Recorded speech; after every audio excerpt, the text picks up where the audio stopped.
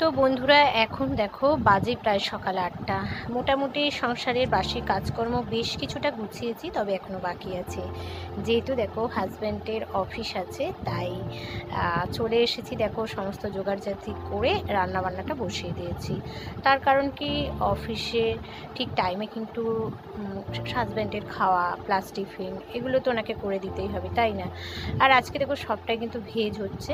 আর দেখো ঘুগনি, আলু আর কড়াই একসাথে সিদ্ধ করলে না ঘুগনির টেস্টটা এত ভালো আসে যে বলার মতো না। আপনারাও কিন্তু চাইলে এভাবে একবার ঘুগনি বানিয়ে দেখতে পারেন। আর এখানে দেখো আজকে না ডাঁটা আলু পোস্ত বানাবো। আর এই তো অল্প একটু রুটি হাজব্যান্ডের মতোই আজকে বানাবো। আমরা আজকে রুটি কেউ খাবো না। আর এই তো দেখো এত বাসন কিন্তু এখনো পর্যন্ত পড়ে আছে, মানে সকাল থেকে চলছে আর কি কাঁচা পড়ে। তো দেখো রান্নাবান্না চলছে। Hello friends, good morning, welcome back to my channel. কেমন আছেন আপনারা? আশা করছি সবাই খুব ভালো আছেন, আমরাও বেশ ভালো আছি। এখন বাজে প্রায় সকাল 9:20, হ্যাঁ 9:30, সরি 9:30। তো চলছে আমার রান্নাবান্না। তো চলো আজকে তোমাদের সাথে শেয়ার করব যে সকালবেলা সংসারের কাজকর্ম কেন আমি করতে পারি না। তো রান্না বান্না করছি, তো সঙ্গে থাকো। আশা করছি ব্লগটা আপনাদের ভালো লাগবে, সঙ্গে থাকো। তো দেখো মানে যে সমস্ত দিনগুলো আমাদের বাড়িতে নিরামিষই হয়, যেমন মঙ্গলবার, শনিবার, এই দিনগুলো না রান্নাবান্নার একটু চাপ থাকে, একটু ঝামেলা থাকে। শুধু আমার বাড়ি কেন, প্রত্যেকের বাড়ি, তাই না? যতই ডাল পোস্ত হোক না কেন, একটু কোনো রকম ভাজা না থাকলে কিন্তু মানে কি বলবো, হাজব্যান্ড বলো, শ্বশুরমশাই বলো, যারই হোক পাতে যেন খেতে দিতে কীরম একটা লাগে। তাই ভাবলাম চলো একটু পাঁপড় ভেজে নিই। তো পোস্তটা তো আছেই, তার সাথে এই যে পাঁপড়টা ভেজে নিচ্ছি। তো অনেকগুলো পাঁপড় দেখো একসাথেই কিন্তু ভেজে নিলাম। আর সকালবেলাটা না আমার ভীষণ তাড়াহুড়ো থাকে। যখন যখন মানে হাজব্যান্ডের ছুটি থাকে তখন কিন্তু মনের আনন্দে কিন্তু তোমাদের সাথে ব্লগ শেয়ার করতে পারি, ভিডিওগুলো শ্যুট করতে পারি।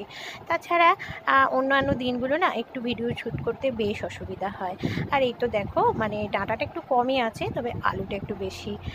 ডাঁটা আলু পোস্তটাও একটু বসিয়ে দিচ্ছি। খুব ভালোভাবে কিন্তু এটা হেলুনি করতে হবে, তা না হলে কিন্তু ওই ডাঁটা থেকে না একটা হালসানির মতো স্মেল আসে, তাই না?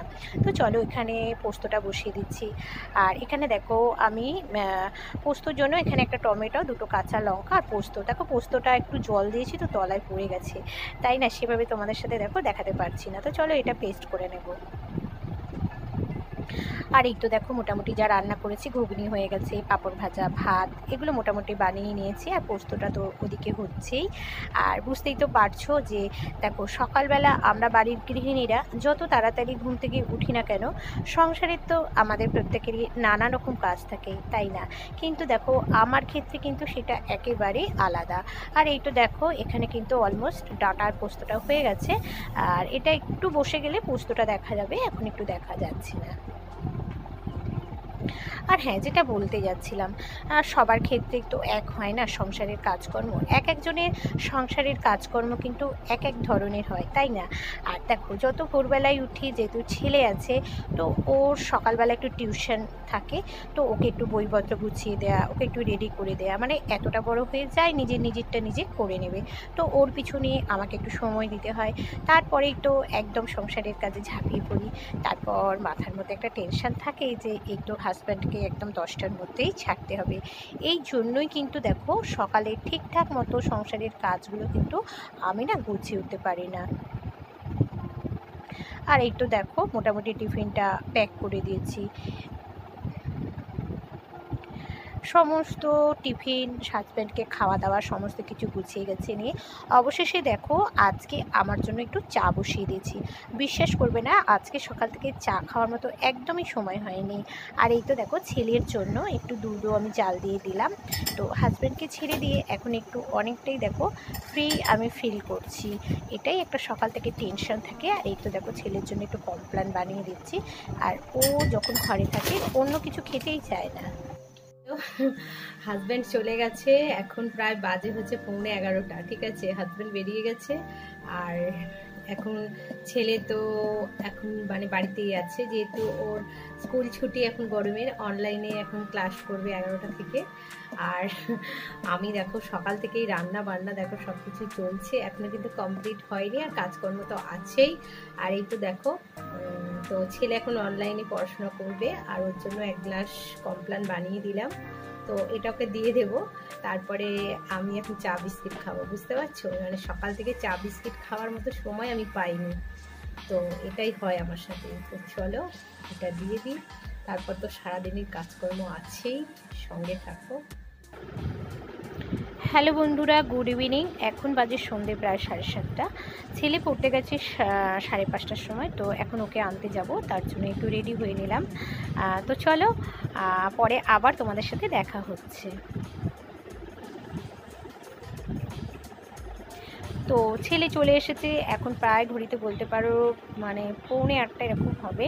তো এখন মা আর ছেলের জন্য দেখো একটু হালকা ফুলকা টিফিন বানাচ্ছি, তো ছেলে আর মা একসাথেই খাবো। তো ভাবলাম খুব সহজে কম সময়ে কি বানানো যায়, তাই 3খানা দেখো ম্যাগি নিয়ে নিয়েছি, ইউপি ম্যাগি। তো এই ম্যাগিটাই বানিয়ে নিচ্ছি, জলটা ফুটে যাওয়ার পর ম্যাগি আর মশলা একসাথে দিয়ে দিয়েছি। তো চলো এটাই এখন বানাচ্ছি।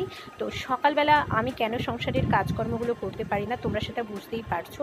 যখন অনেক কিছু পদ রান্না বান্না হয়, সেগুলো জোগাড়জাতি সবটাই কিন্তু দেখো আমাকে একা হাতে করতে হয়। আর আমি যদি রান্না বান্না ছেড়ে সংসারের অন্যান্য কাজগুলোয় ব্যস্ত হয়ে যাই, তাহলে কিন্তু ঠিক টাইমে হাজব্যান্ডকে আমি অফিসে ছাড়তে পারবো না। তো এটাই হচ্ছে আমার একটা সবথেকে বড় সমস্যা, যে সকালবেলা এই কারণেই আমি সংসারের কাজগুলো না ঠিকঠাকভাবে করতে পারি না গো। তো যাই হোক, এখন দেখো ছেলে আর মায়ের জন্য কিন্তু অলমোস্ট ম্যাগিটা রেডি করে নিয়েছি। তো আমার এই ছোট্ট পরিবার আর ব্লগটা আপনাদের কেমন লাগলো অবশ্যই কিন্তু আপনারা কমেন্ট করে জানাবেন। আর এই তো দেখো ছেলে আর মায়ের জন্য কিন্তু অলমোস্ট ম্যাগিটা বানিয়ে নিয়েছি, দুজনে হাফ হাফ করে খেয়ে নেব। আর এখনও কিন্তু জামা কাপড় চেঞ্জ করিনি। তো রাতে রান্না বান্না বলতে একটু রুটি বানাবো, আর আজকে যেহেতু মঙ্গলবার, তো সেভাবে কি বানাবো জানি না, যদি কিছু শেয়ার করতে পারি তাহলে করব, পরের ব্লগে তোমরা পাবেই। তো চলো বন্ধুরা, আজকের মতো এই পর্যন্ত। ভিডিওটা ভালো লাগলে লাইক কমেন্ট শেয়ার সাবস্ক্রাইব করো, আবারও দেখা হচ্ছে।